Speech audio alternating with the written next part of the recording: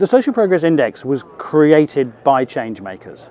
It was created by a group of people working in business, social enterprise, philanthropy, who came together about 4 years ago and said, we need a common language to help us collaborate together to drive change. So at the very outset, the Social Progress Index was designed as a tool to drive change. It's not an academic exercise, it's there as a tool for people to use. So the Social Progress Index is there as a resource to describe the world, create a common language for government, business, civil society to look and see where the biggest social challenges are, see where some of the greatest successes are taking place in solving those challenges, to then come together, find solutions and drive faster social progress.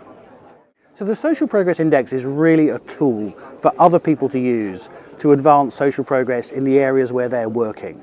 So that could be the non-profit organization Amazon in Brazil is using the Social Progress Index to create a framework for well-being of 774 communities, to track progress of these communities in the Amazon region, to see where their priorities are and to really help advance social progress in those areas.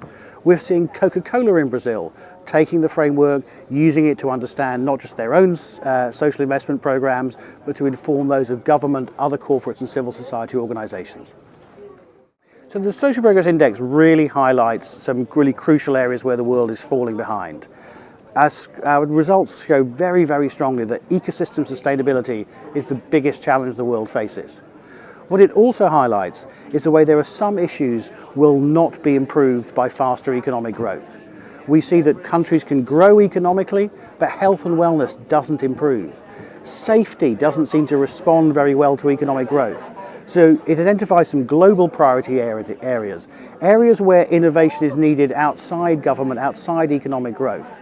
And then for every single country, we can break down the results and see where the different strengths and weaknesses are. So we could find that a country performs really well in one area and really badly in another. South Africa does fantastically on opportunity, rights, freedoms, choice.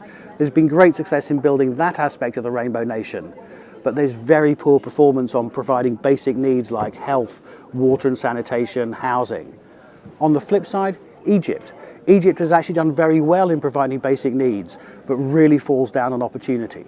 So we can give that rich, nuanced picture of a country's strengths and weaknesses that really helps guide policymakers in government, business leaders and social entrepreneurs to find the priority areas for change.